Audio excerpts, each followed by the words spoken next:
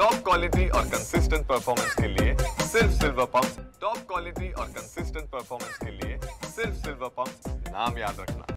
का आहे याच्या तर खरं चौकशी झाली पाहिजे। निवडणूक आयोगाने यावर जर चांगल्या म्हणजे पारदर्शक पद्धतीने जर विचार केला तर डायरेक्ट नेत्यांच्या खिशातून पैसे न जाता बजेटमधून सरकारच्या तिजोरीतून पैसे देऊन मतं वळण्याची व्यवस्थित प्रयत्न झालेला आहे। म्हणजे ही स्कीम लाडक्या बहिणीसाठी नव्हतीच, सत्तेत यासाठी होती आणि मग सत्तेत येण्यासाठी त्यांनी 1 ते 2 महिन्यात 1 करोड लाडक्या बहिणीची कुठल्याही विचार चौकशी त्याची कोणी चाचपणी न करता पैसे जाहीर देऊन दिले। आता मग याला जबाबदार कोण आहे? तुम्ही निकष न पाळता जेव्हा पैसे त्यांच्या खात्यात टाकले आणि आता तुम्ही सांगता त्या पात्र नाही आहे।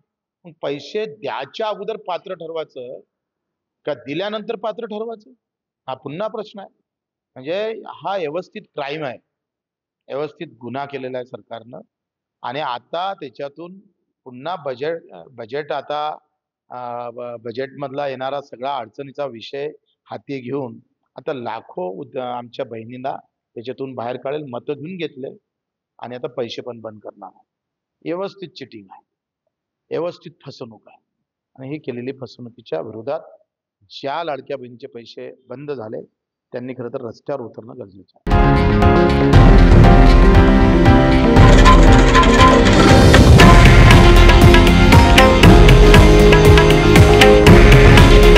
हे आहे देशातील नंबर 1 न्यूज नेटवर्क आणि आपण पाहत आहात TV9 मराठी।